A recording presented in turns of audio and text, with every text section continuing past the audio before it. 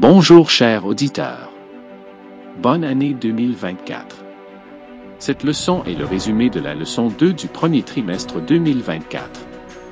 Un grand merci à nos abonnés pour leur soutien. Si c'est la première fois que vous regardez cette chaîne, abonnez-vous et cliquez sur l'icône du pouce levé pour aimer cette vidéo afin que vous puissiez être averti lorsqu'une nouvelle vidéo est publiée. Le sujet de cette leçon. Apprends-nous à prier. Prions. Notre Père qui est aux cieux. Merci pour cette leçon. Aide-nous à la comprendre. Seigneur, aide-nous à mettre en pratique ce que nous apprenons. Au nom de Jésus, nous te prions. Amen. Le texte clé de cette leçon se trouve dans Luc, chapitre 11, verset 1. Comme il priait en un certain lieu, et qu'il s'arrêtait, un de ses disciples lui dit, « Seigneur, apprends-nous à prier, comme Jean l'a appris à ses disciples. » Chers auditeurs, Dieu a donné à Israël un livre de prières, les psaumes. Il exprime les sentiments les plus profonds avec lesquels ses auteurs s'adressent au roi et au Seigneur de leur vie. Sans aucun doute, nous trouverons dans ces sentiments un reflet de nos propres sentiments. Si vous êtes triste, lisez un psaume. Si vous êtes angoissé, lisez un psaume. Si les doutes vous assaillent, lisez un psaume. Si vous avez besoin de pardon, lisez un psaume. Si votre cœur déborde de gratitude, lisez un psaume. Si vous avez trouvé un moment de bonheur, lisez un psaume. Dans cette leçon, nous aborderons les points suivants. Prier en utilisant les psaumes.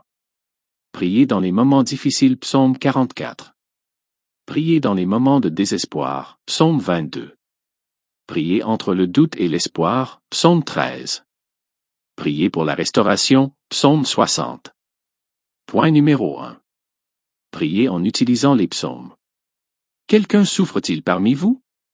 Qu'il prie. Quelqu'un est-il joyeux?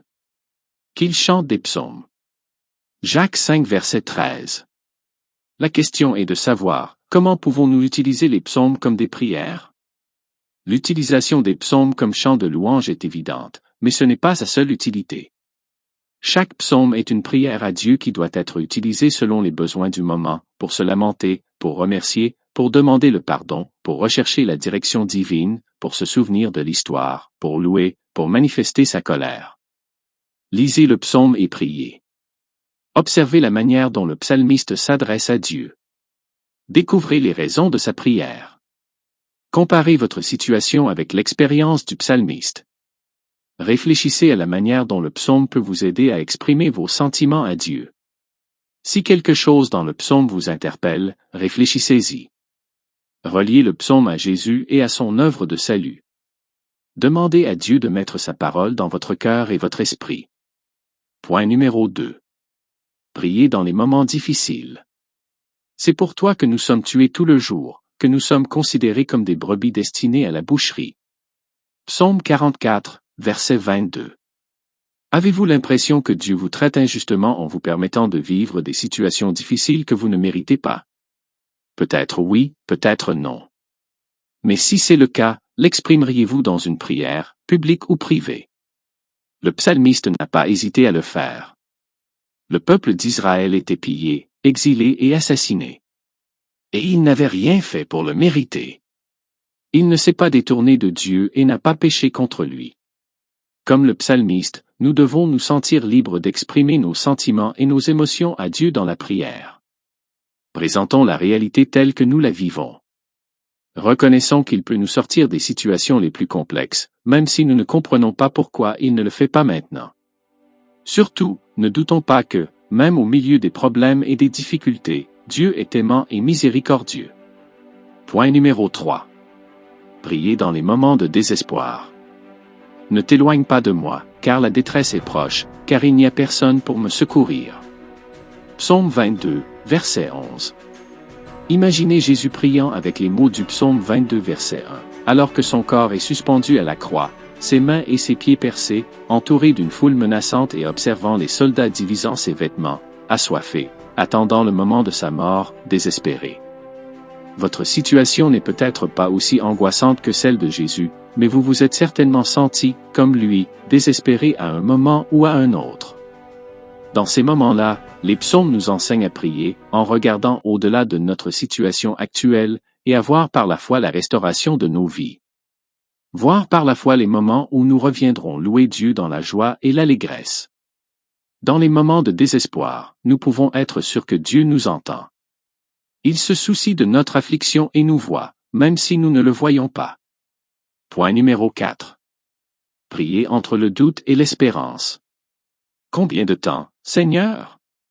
M'oublieras-tu pour toujours? Jusqu'à quand me cacheras-tu ta face? Psaume, chapitre 13, verset 1. Dieu m'a-t-il oublié? Parfois, nous pensons que oui. Le psalmiste l'a exprimé avec une grande clarté. Mais il est allé au-delà des doutes et nous a montré son espérance. Dans le psaume 13, versets 1 à 2, il reproche à Dieu son indifférence à son égard. Jusqu'à quand? Psaume 13, versets 3 et 4, il lui demande de répondre pour que ses ennemis ne se réjouissent pas. Au psaume 13, verset 5, il manifeste sa totale confiance en Dieu, et se fie à son salut. Enfin, au verset 6 du psaume 13, il se lance dans des chants de louange. Dans le doute, nous devons demander à l'Esprit d'éclairer nos yeux, c'est-à-dire de nous aider à dissiper nos doutes.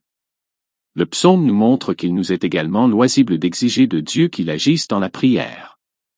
Nous devons être sûrs que les promesses contenues dans les psaumes sont aussi pour nous. Point numéro 5. Prier pour la restauration. Dans le psaume 60, verset 5, nous lisons ce qui suit. Pour que ton bien-aimé soit délivré, sauve de ta droite, et écoute-moi.